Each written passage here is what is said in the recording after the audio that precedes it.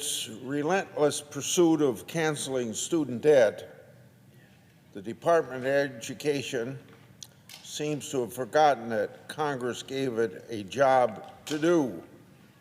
Last year, the department announced its unconstitutional effort to spend hundreds of billions of taxpayers' dollars contrary to law.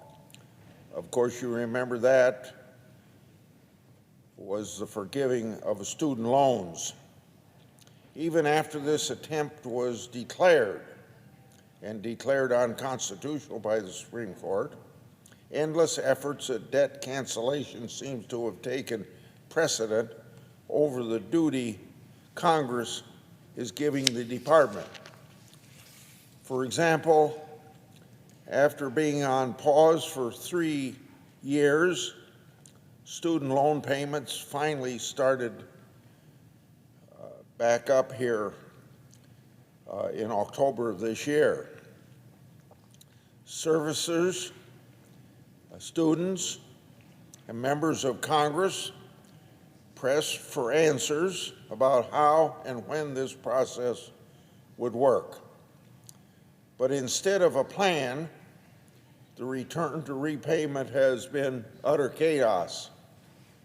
Iowans and even some members of my staff who have student loans have waited for weeks to get answers to very basic questions about their loans. Due to sloppy record keeping, the department has failed its audit for the second straight year in a row.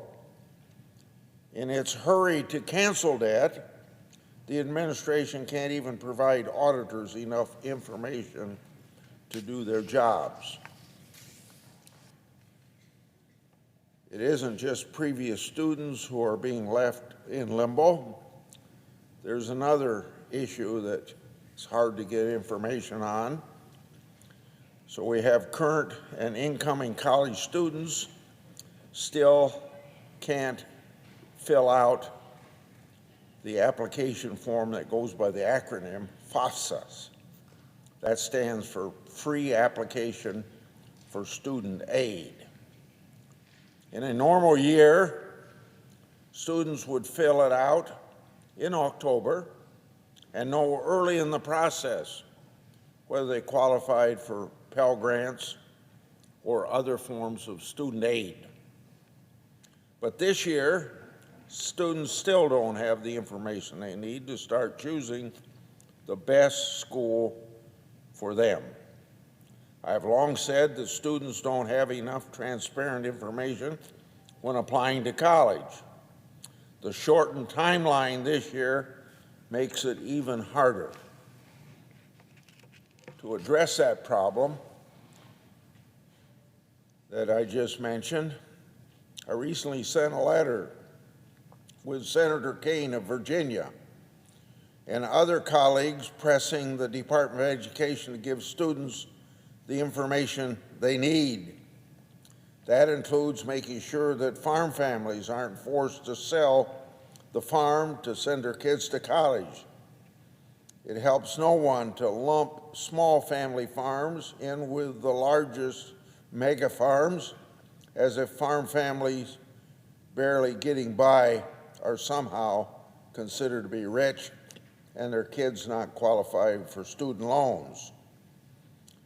Our bipartisan effort by Senator Kaine and me pushes the department to recognize that distinction and ensure farm kids have the information they need to fill out the proper forms to see if they qualify for student loans. All students deserve to have the information they need and to get that information ahead of time. Students, families, and borrowers shouldn't have their timelines delayed by changing political whims.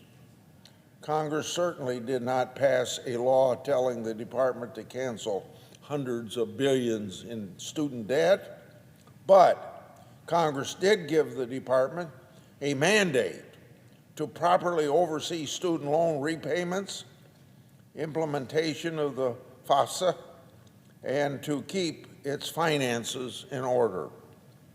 Before trying to unconstitutionally create enormous new cancellation programs, I suggest and encourage the Department of Education to do the job it has actually been given by the Congress to do.